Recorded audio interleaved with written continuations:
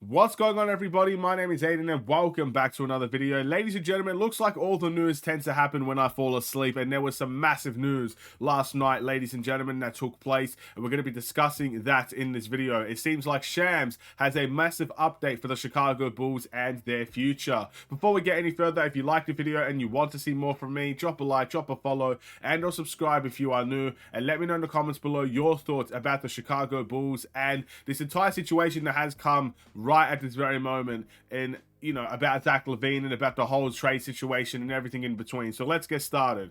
So firstly, according to Shams, it looks like the Chicago Bulls and Zach LaVine are both open to the potential of departing ways from each other via trade. It looks like the Chicago Bulls are interested in trading Zach LaVine, and in return, Zach LaVine is interested in getting a trade out of Chicago. They are both more open to it, and they are both exploring the opportunity, which is very, very, very big news. And the way that the media has reacted to this, the way that social media has reacted to this, suggested that this is going to be pretty much the beginning of the end for this current regime of the Chicago Bulls, this current structure of the Chicago Bulls. Zach LaVine is obviously our best paid player. He's one of the guys that on any given night can be your best player, but unfortunately is also in a team right now that is not necessarily built on winning, and that is something we're going to take a deeper dive into as well. But very interesting thoughts and opinions here.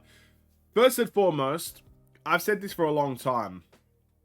I don't necessarily want players that don't want to be here. So Zach LaVine has not necessarily come out himself and said he's requesting a trade, but he's open to the trade, which means there's doubt in the mind that he wants to commit his future again to the Chicago Bulls. There's doubt in the mind that he believes this Bulls team can take the next step, or this Bulls team can compete. And once that doubt starts to kick in, that's pretty much the beginning of the end for the vast majority of people. So I'll say this right now. Zach LaVine is someone I'm always going to respect. Zach LaVine is someone that I'm always going to appreciate the talent that he has, some of the games that he's produced. He's brought some really good memories in this modern era of the Chicago Bulls. But if he's starting to have doubts in his mind about wanting to be here, then I'd rather get rid of Zach LaVine than having a Zach LaVine that's second guessing himself on the Chicago Bulls. And I'm not saying that to hate Zach LaVine. I'm not saying that to disrespect the Bulls organization either. But if this is how it's starting to turn out, if there is some second thoughts or second opinions or second doubts coming Zach LaVine's way, then it's best to try and get something different in return and try to go again and stuff of that nature. So that's kind of my initial thoughts on Zach LaVine and this whole trade situation. The more open that he is to it, the more likely I would like to see him go, just because I don't want people to second guess their time here. And it's as simple as that in my eyes. Now, some people, including Stacey King, if you look at social media, Stacey King has been defending Zach LaVine a lot in terms of wanting to retire here and stuff of that nature. And as much as I'd like Zach LaVine to stay, I've said it countless times, I want Zach LaVine to stay with the Chicago Bulls. I feel like if we are going to retool the team, Zach LaVine's the guy to keep. And everybody else should go, because DeMar's up there in age, Vooch is up there in age. Zach LaVine is still at an age where you can retool and still keep Zach LaVine. But it looks like that's not the direction the Bulls are going to go down. But at the end of the day, again, as I was saying, as much as I want Zach LaVine to stay, if he's having no second thoughts in his mind, it's not just the Bulls thinking about it, it's Zach LaVine being open to it. It's Zach LaVine thinking about it as well. That's where my doubts start to fall with Zach LaVine. That's where it's more likely that I would like to see him go in the future than try to second guess himself with the Chicago Bulls. So those are the type of situations that we're dealing with here. Now, that's not all we need to discuss in terms of this video. Obviously, when you're thinking of a trade for Zach LaVine, you're thinking, okay, the ship has sailed. The Big Three era is coming to an end. How can we approach a trade for Zach LaVine? Well, again, there's only two ways that comes to mind. Either A, you retool the team. You trade Zach LaVine for another potential all-star or another player close to Zach LaVine's level, and you try again with guys like DeMar DeRozan and Nikola Vucevic and the other guy in there, whoever that may be.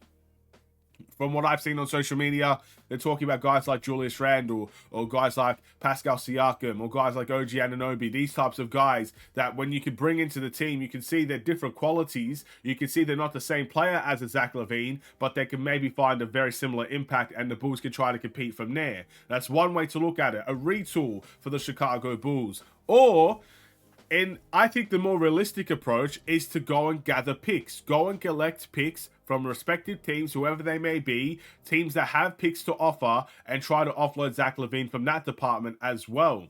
That seems to be the more realistic approach. But at the end of the day, I don't trust this front office to make the right decision here. And here's why. A lot of people are not mentioning this about Shams' report, but Shams' report also suggests that the Bulls still have intentions to keep DeMar DeRozan. So that makes no sense to me.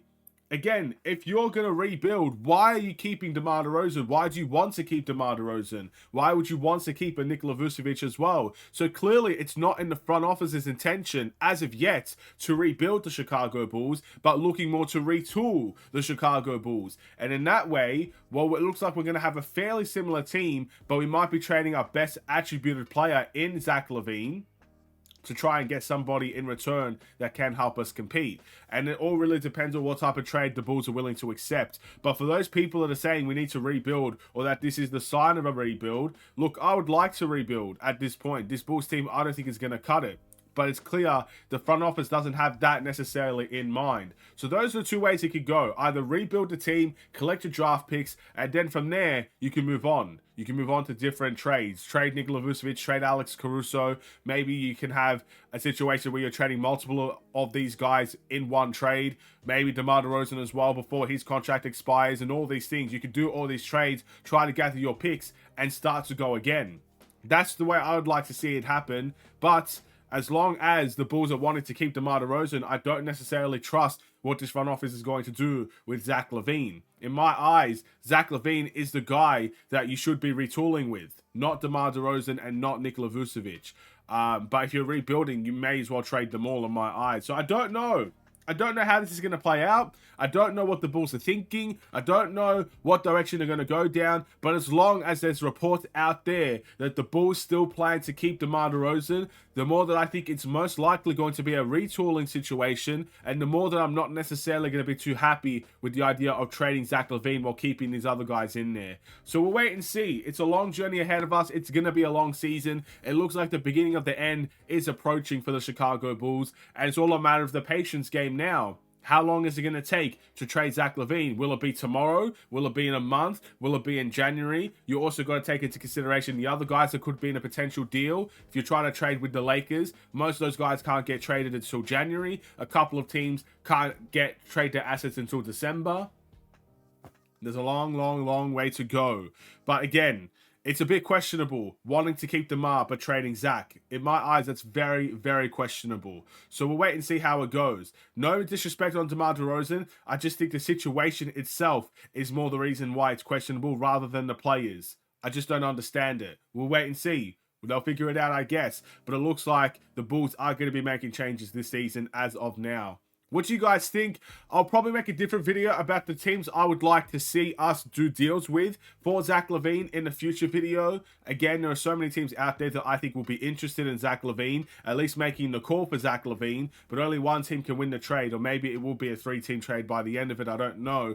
But I'll be discussing the type of teams I think might best suit a Zach LaVine, or teams that I believe we could do business with that could end up working in our favor as well. Because again, a lot of the trades out there are either one-sided on the Bulls side of things or one-sided on the other team side of things. Again, like that Lakers trade I talked about last night, that was pretty much one-sided for the Lakers. The Bulls get nothing in return in that avenue. But there's also other trades where we're getting 4 first-round picks and Tobias Harris.